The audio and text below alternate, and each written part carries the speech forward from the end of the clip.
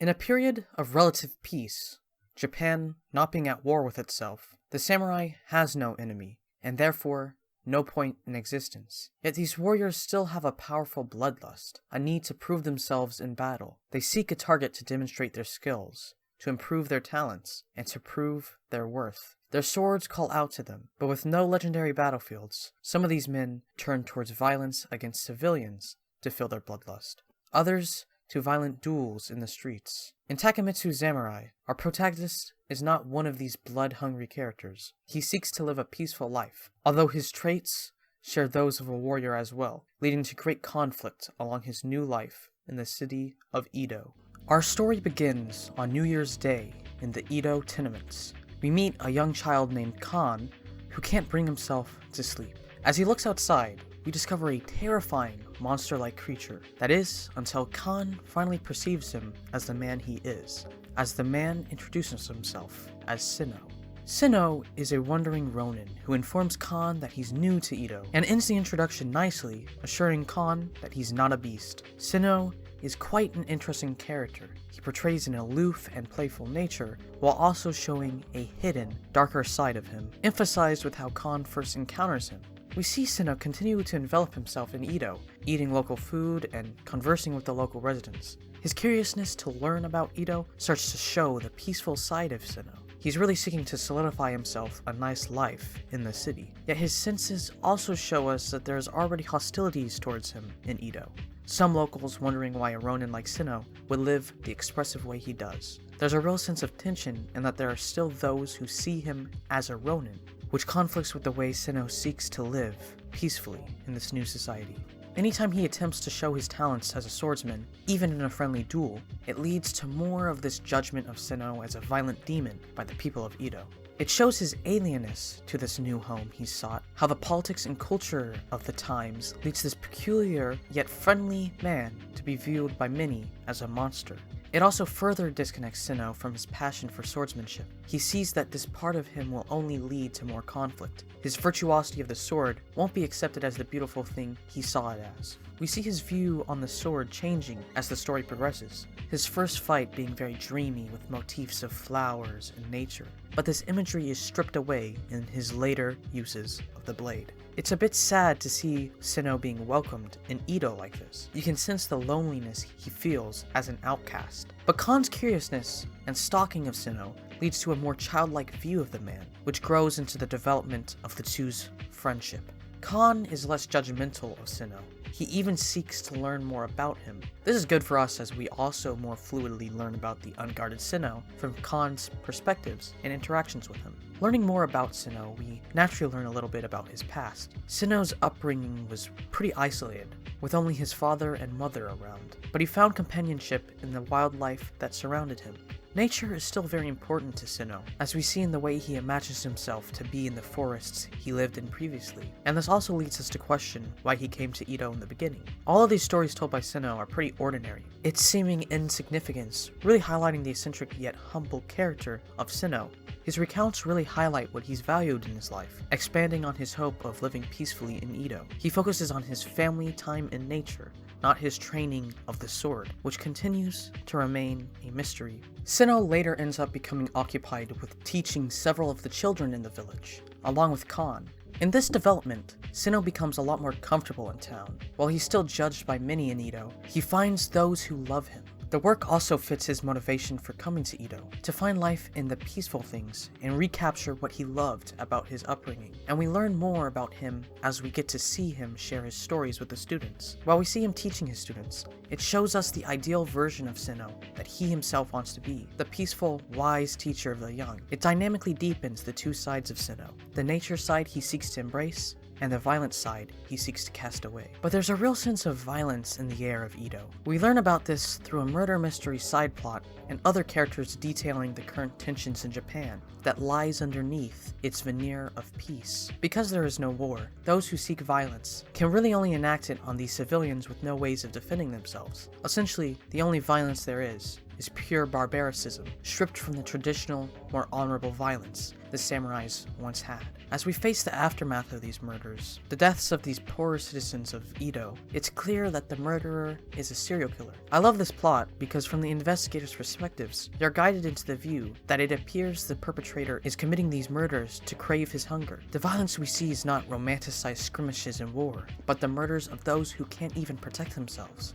It sets the tone and portrayal of violence in this world. It's disturbing and a primitive addiction to some. These characters that commit such manic violence may have, in another period, been seen as heroic and loved. But in this time of peace, they're only animals of habitual violence. This show of violence makes Sinnoh's life and struggles with conflict more compelling. He isn't someone whose violence has to be indulged in. His violence is only a reaction to defend himself. It's also great to see these investigators deal with the violence of these murders, not Sinnoh, as it lets Sinnoh stake himself into Edo, adding more tension and weight to when Sinnoh is faced with violent crises. The narrative is really fluid. It sprawls naturally through its events, and I love the different perspectives we get from characters that transition so well. The story itself is grand in a folktale-like way, these episodic side plots of murders and violent outbreaks in Edo adding to this feeling, and really enlivening the world the manga sets itself in. One of the most interesting perspectives we see is that of a black and white cat, whose view of current events often reappears. The cat works as a pessimistic and omniscient narrator, their basic animal-infused view of things easily distilling the current events in an interesting, simple way, and also tying multiple happenings together. There are several plot points that we see expand, like a potential rival of Sinnoh, even before they reach Sinnoh's vicinity, enlivening the down-tempo, more expository moments, while also making the world more compelling and powerful. Edo is great. Its setting is very lively with its bustling market districts and everyday life, and it's in this everyday chaos that makes Sinnoh's few connections with people more powerful, such as his students who love him for his eccentric wisdom, and the few adults who are outcasts themselves and relate with him. But we always see some kind of violence seeping through this crowd of characters, whether it's royalty who become more focused on violence and lose their control over it, or the law enforcement agencies that are angered by Sinnoh, viewing him as a potential threat. The fact that Sinnoh is always in the center of this violence in Edo adds a lot of intrigue to his character. These evildoers are drawn in by Sinnoh's great potential for violence, which is chained by his seeming reluctance to actually use it. They seek to extract this power and defeat Sinnoh. Sinnoh is most interesting when he deals with conflict, as his philosophy and view of violence is very compelling. He's not progressive in his violence, he only uses it as a last resort. We see this as Sinnoh carries around a bamboo training sword, something that can only barely defend him from less skilled attackers, showing he doesn't seek to kill. He's haunted by some past violence, which we learn more about through the story. It adds an understandable aversion to this cruel force that we see some others indulge in freely. Sinnoh views it as corrupting, that takes him away from his love of nature and things that are pure. His occupation as a teacher, showing what he wants his life to be,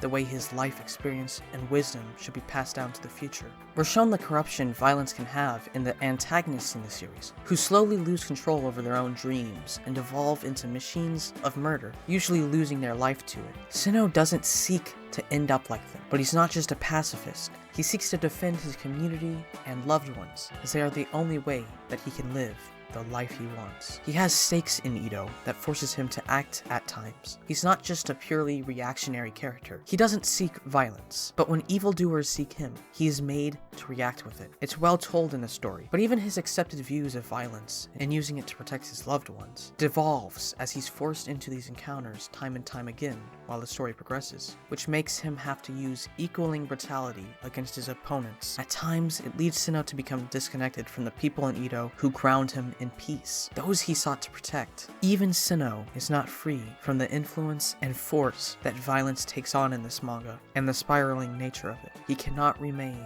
unchanged. The story is well set in a way that just as we learn more about Sinnoh's ideas, we also see how new encounters may change them. Sinnoh's move to Edo works as an effective catalyst for change. Edo is a new place for him to live in his philosophy, and to grow in it amongst people. Although the society of Edo also brings challenges for him due to their conceived notion of a wandering Ronin and how he may disturb the peace of Edo. Because of their judgments, no matter what good Sinnoh achieves, people often twist it and view it in a hostile manner. Ultimately, it's when Sinnoh encounters antagonists who live in the way Edo believes Sinnoh lives in that we see his uniqueness, his truest self. The main antagonist, that appears fairly early on, is perfect as he becomes an antithesis to Sinnoh the more we learn of him.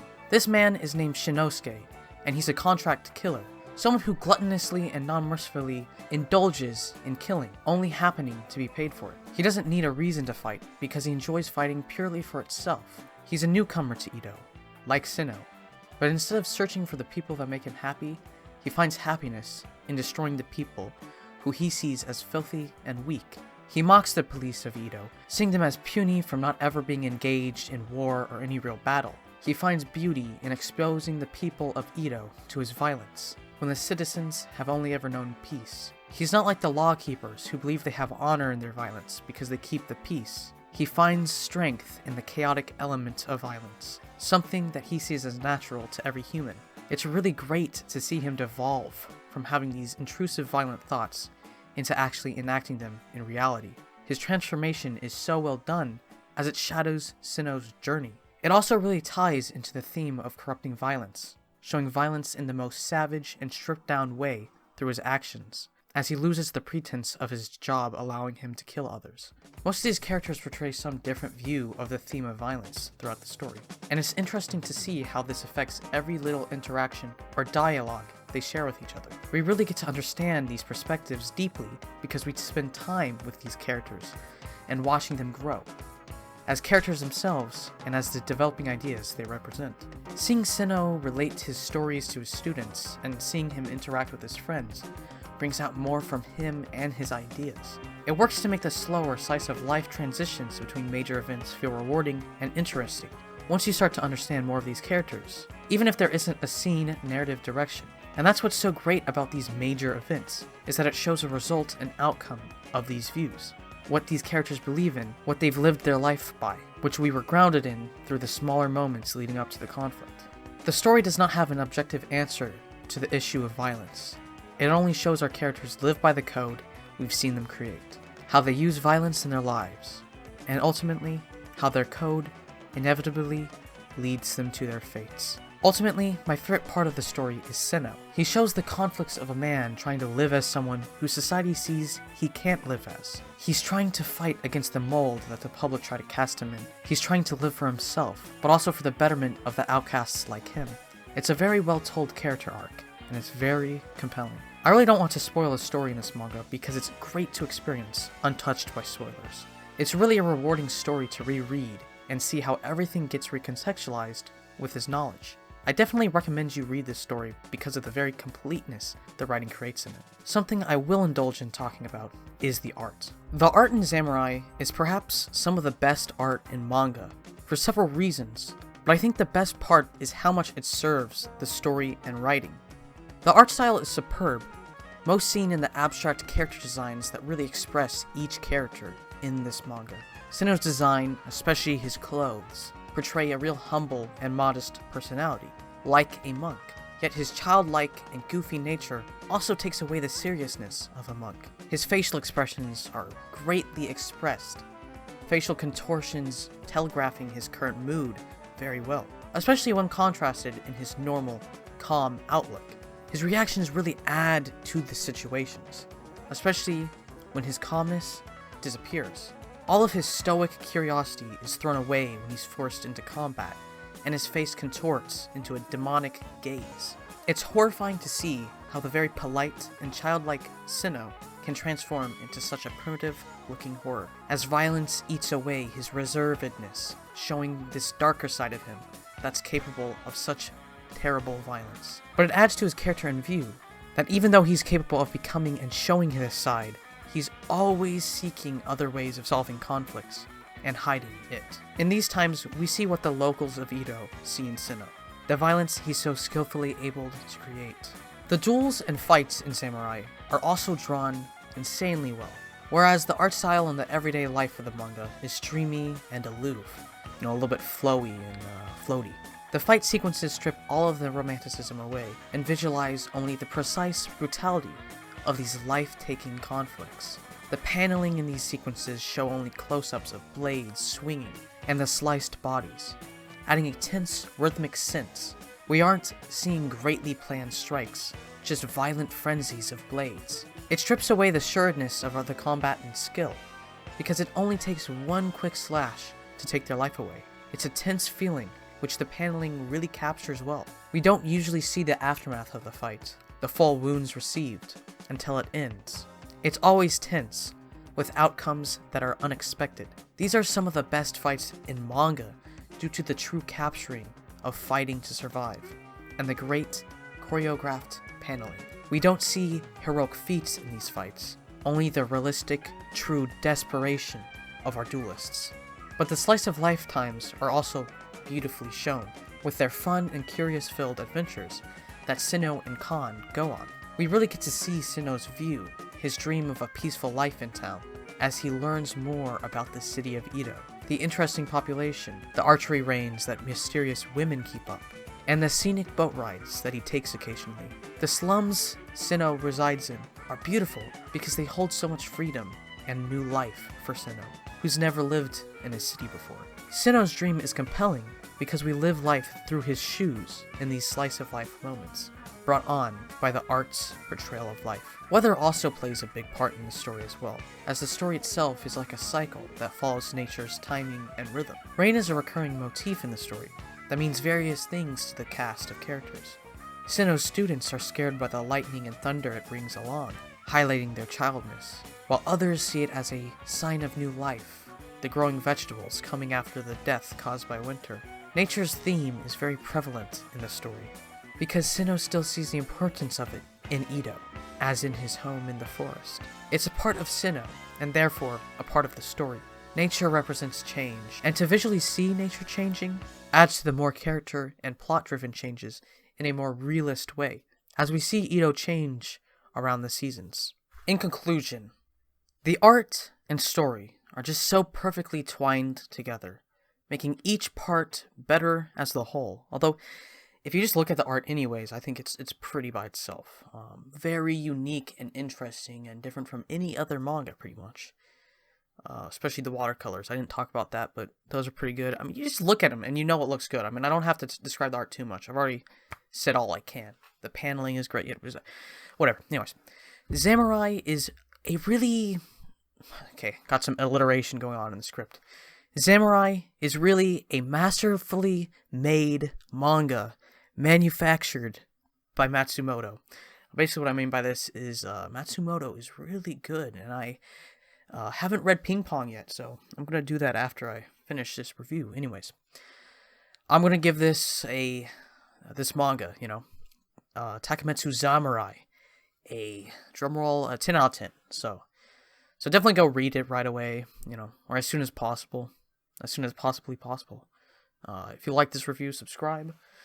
And, watch the other reviews if you want. Or just whatever, man. Just do what you want. But read this manga, definitely. Because you want to read this manga. And you have to.